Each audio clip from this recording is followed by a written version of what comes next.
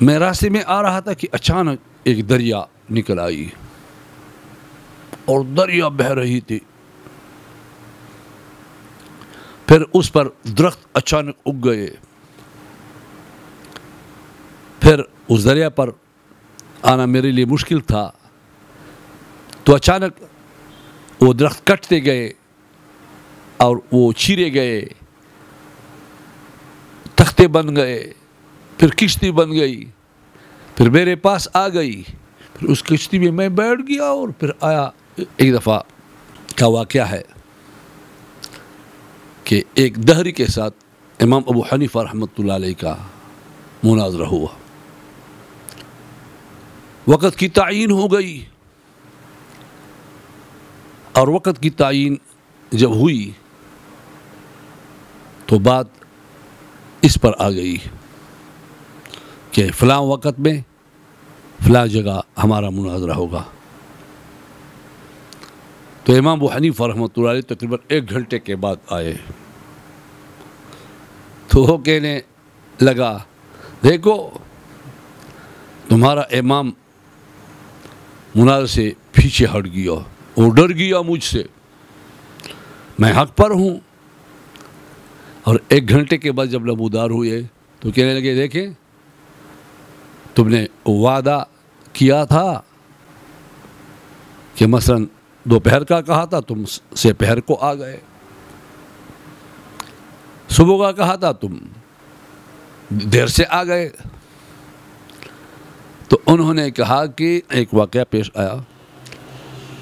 میں راستے میں آ رہا تھا کہ اچانک ایک دریا نکل آئی اور دریا بہہ رہی تھی.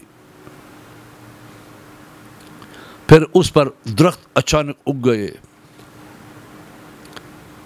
پھر اس دریا پر آنا میرے لیے مشکل تھا تو اچانک وہ درخت کٹتے گئے اور وہ چیرے گئے،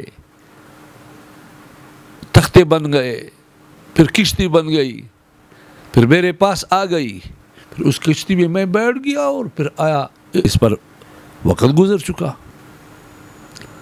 تو انہوں نے کہا یہ تمہارے امام ہیں، یہاں دریا کہاں ہے اور یہاں دریا کس طرح بہہ سکتی ہے خود بخود، اور یہ درخت اچانک اتنے جلدی سے کس طرح پیدا ہو سکتے، اور پھر یہ درخت خود بخود کٹتے گئے، تختے بنتے گئے، کشتی بن گئی اور بغیر ملاح کے کشتی چلی. کتنا جھوٹ بول رہا ہے تمہارا امام. تو کہنے لگے کہ تم تو کہتے ہو کہ یہ دنیا خود بخود پیدا ہوئی ہے، اس کا پیدا کرنے والا کوئی نہیں ہے، تم اللہ تعالی جل شانہ کے منکر ہو. اسی میں میرا جواب ہے کشتی خود بخود نہیں چل سکتی تو اتنا بڑا نظام کس طرح خود بخود چل سکتا ہے. کشتی خود بخود نہیں بن سکتی تو اتنا پرحکمت نظام کیسے خود بخود بن گیا.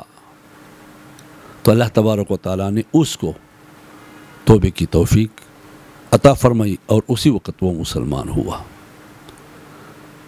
تو میرے محترم بھائیو اور دوستو، اخلاص کے ساتھ کام کیا کریں اور دوسروں کی کفر اور کافر بنانے کی کوشش نہ کریں، اس کے ایمان کی فکر کریں.